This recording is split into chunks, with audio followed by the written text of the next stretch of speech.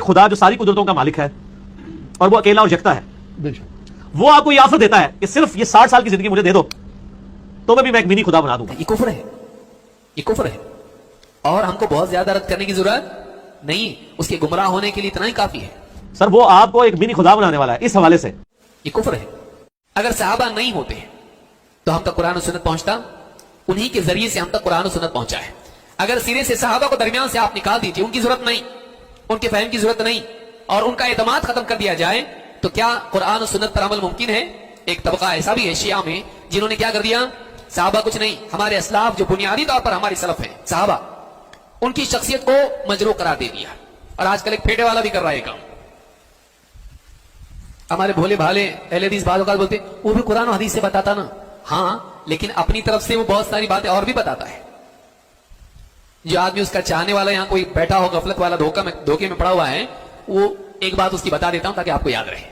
کبھی کبھی بہت زیادہ رد نہیں کرنا پڑتا، ایک آدمی کافی ہو جاتا ہے۔ چاول پکے کہ نہیں پکے کیسا دیکھتے، پورا کھا کے تھوڑے سے معلوم پڑتا ہے۔ اس کا ایک آڈیو کلپ ہے، سمجھ رہے میں کس کے بارے میں بول رہا ہوں؟ ماشاءاللہ سمجھدار قوم ہے۔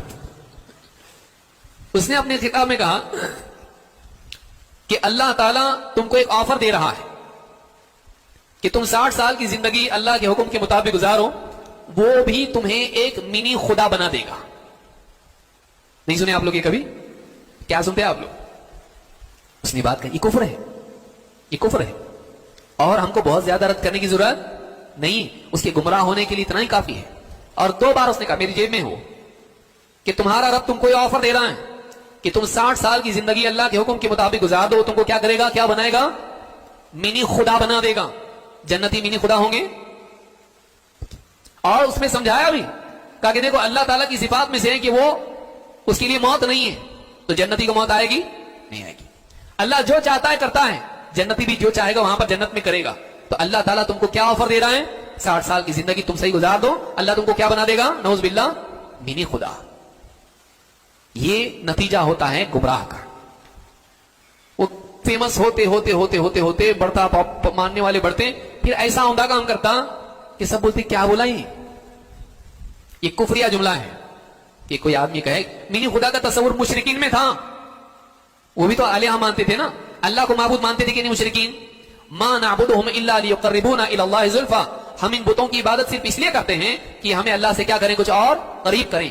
اللہ کو معبود مانتے تھے، اور اپنے جھوٹے معبود لات اور عزا اور منات اور اس طرح کے جتنے بھی تھے، ان کو بھی کیا مانتے تھے؟ معبود مانتے تھے کہ نہیں؟ بڑا معبود کس کو مانتے تھے؟ اللہ کو۔ کیا چھوٹا مانتے تھے؟ بڑا معبود کس کو مانتے تھے؟ اللہ کو۔ اور چھوٹے معبود کس کو مانتے تھے؟ اپنے بتوں کو۔ وہ منی گاڈ تھے، اور اللہ تعالیٰ بڑا گاڈ تھا۔ کس کا عقیدہ تھا یہ؟ مشرکین کا۔ یہی اس کا بھی عقیدہ ہے کہ جنتی کیا ہوں گے؟ سب کے سب کیا ہوں گے؟ منی گاڈ۔ اللہ پر جھوٹ ہے یہ، قرآن میں کہیں نہیں ہے کہ میں تمہیں کیا بناؤں گا؟ منی خدا بناؤں گا، نہ حدیث میں۔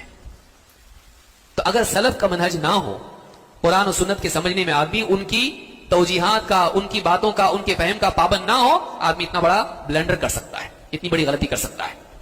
تو ایک طبقہ وہ ہے شیعہ ہیں، اور شیعہ کے ہم نوا جیسے پھیٹے والے ہیں، جن کا مقصد کیا ہے؟ صحابہ کے اعتماد کو ختم کریں۔ صحابہ کا اعتماد اگر ختم ہو جائے، صحابہ پر بھروسہ نہ رہے مسلمان کا، پھر کیا قرآن پہ بھروسہ کرے گا اور کیا حدیث پہ بھروسہ کرے گا؟ کیوں؟ اس لیے کہ قرآن کس نے پہنچایا؟ صحابہ نے۔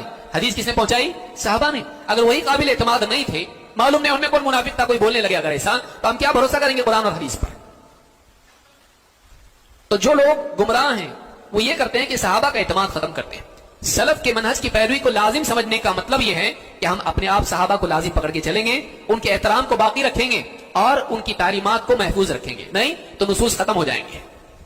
اس آیت پر کیسے عمل کیا جائے، اس حدیث پر کیسے عمل کیا جائے، اس کا مطلب ہی ختم ہو جائے گا۔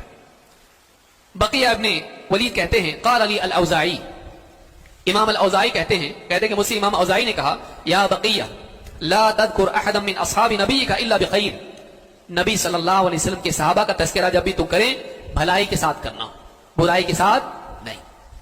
سلف کے منہج کی پیروی کو لازم سمجھنے کا لازمی نتیجہ نکلتا ہے کہ ایک انسان سلف کا احترام کرتا ہے، نہیں تو آدمی کہے گا ان کی ہم کوئی ضرورت نہیں، اور یہاں تک زبان دراز ہو جائے گا کہ ان کا اعتماد ختم کر دے گا، ان پر تنقید کرنے لگے گا، حتیٰ کہ ابو بکر و عمر رضی اللہ تعالیٰ عنہما پر بھی تنقید کرنے لگے گا۔ لہٰذا یہ اس لیے ضروری ہے تو دوستو، دنیا آخرت کی کامیابی چاہتے ہو تو آج ہی سے مرزا کو چھوڑ دو، بلکہ ابھی سے ہی مرزا سے دوری اختیار کر لو۔ مرنے کے بعد موقع نہیں ملے گا توبہ کرنے کا۔ اللہ ہمیں نیم رافضی کے فتنے سے محفوظ رکھے۔